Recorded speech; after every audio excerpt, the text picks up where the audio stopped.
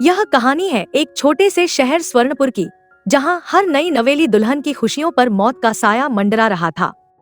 शादी का मौसम था, हर घर में हलचल थी, लेकिन इस हलचल के बीच एक खौफनाक सिलसिला चल रहा था। हर शादी के बाद दुल्हन की लाश बगीचे में पाई जाती थी, गले पर लाल दुपट्टे के कसने के निशान के साथ। पुलिस, परिवार और पूरा शहर इस रहस्यमयी हत्यारे को पकड़ने की कोशिश में लगा था, लेकिन हर बार कातिल चकमा देकर निकल जाता था। शहर में नीतू और वरुण की भव्य शादी हो रही थी। दोनों की जोड़ी को देखकर हर कोई तारीफ कर रहा था। शादी के बाद वरुण और नीतू अपने कमरे में गए। खुशियों से भरे माहौल में किसी को अंदाजा नहीं था कि इस जोड़े पर मौत मंडरा रही है। रात के दूसरे पहर वरुण की नींद अचानक खुली। उसने देखा कि नीतू बिस्तर पर नहीं थी। कमरे का दरवाजा खुला हुआ था और ठंडी हवा कमरे में आ रही थी। वरुण ने घबराकर नीतू को आवाज दी, लेकिन कोई जवाब नहीं आया। वह उसे ढूंढते हुए बगीचे में गया। तभी उसकी चीख ने पूरे घर को जगा दिया। नीतू की लाश बगीचे में पड़ी थी। उसका चेहरा भय से भरा हुआ था, जैसे वह अपनी मौत से पहले कुछ कहना चाह रही हो। गले पर लाल दुपट्टे के कसने के गहरे निशान थे। इंस्पेक्टर राकेश और उनकी टीम ने घटनास्थल पर जांच शुरू की। उन्होंने पाया कि यह कोई साधारण हत्या नहीं थी। कातिल बहुत शातिर था और उसने किसी खास मकसद से हत्या की थी, लेकिन उसके बारे में कोई सुराग नहीं मिला। नीतू की हत्या के कुछ ही दिनों बाद शहर में एक और शादी हुई। इस बार दुल्हन थी सविता। शादी के बाद सब कुछ सामान्य लग रहा था। अगली सुबह सविता के पति ने देखा कि वह बिस्तर पर नहीं थी। बाहर जाकर देखा तो उसकी लाश भी बगीचे में पड़ी थी। उसके गले पर वही लाल दुपट्टे के निशान थे। इस बार घटनास्थल पर महिला के पैरों के निशान मिले। इंस्पेक्टर राकेश ने समझ लिया कि यह किसी महिला का काम है। उन्होंने अब इस कातिल को पकड़ने के लिए अपनी जांच तेज कर दी। शहर के एक छोटे इलाके में अकेली रहने वाली महिला शिवानी अब कहानी में प्रवेश करती है। वह शांत और रहस्यमय स्वभाव की थी।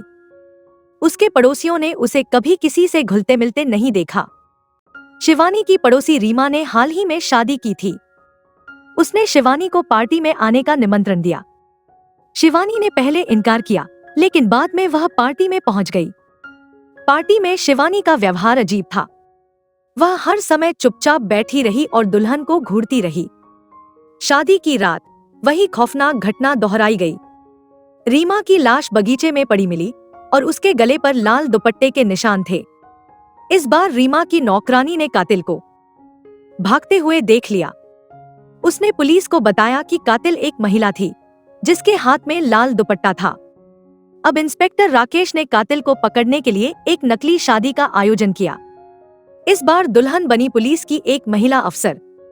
इस शादी में शिवानी को भी बुलाया गया। शिवानी का व्यवहार फिर से अजीब था। उसने दुल्हन को कई बार घूरा और उससे अजीब सवाल पूछे।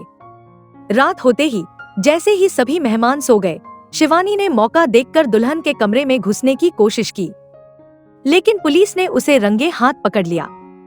पुलिस स्टेशन में शिवानी ने अपना गुनाह कबूल किया।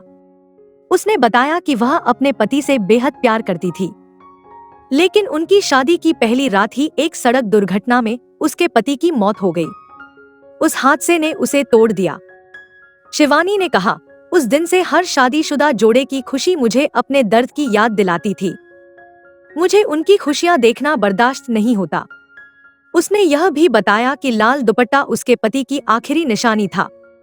वह हर नई दुल्हन को उसी दुपट्टे से मारती थी। जांच में पता चला कि शिवानी एक समय पर खुशहाल महिला थी, लेकिन पति की मौत के बाद वह मानसिक रूप से अस्थिर हो गई थी। उसकी इस स्थिति को किसी ने नहीं समझा और वह धीरे धीरे खतरनाक बनती गई। शिवानी की गिरफ्तारी के बाद शहर में थोड़ी राहत आई, लेकिन कुछ ही समय बाद एक और हत्या हुई। इस बार भी लाल दुपट्टे से गला घोंटा गया था।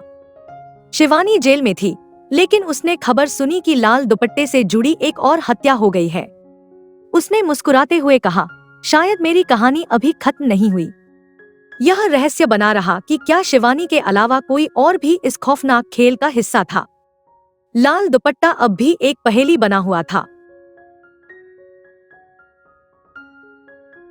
दोस्तों, आपको हमारी आज की ये कहानी कैसे लगी, हमें कमेंट करके जरूर बताएं। अगर कहानी अच्छी लगी तो वीडियो को लाइक करें और अपने दोस्तों के साथ भी शेयर करें। धन्यवाद।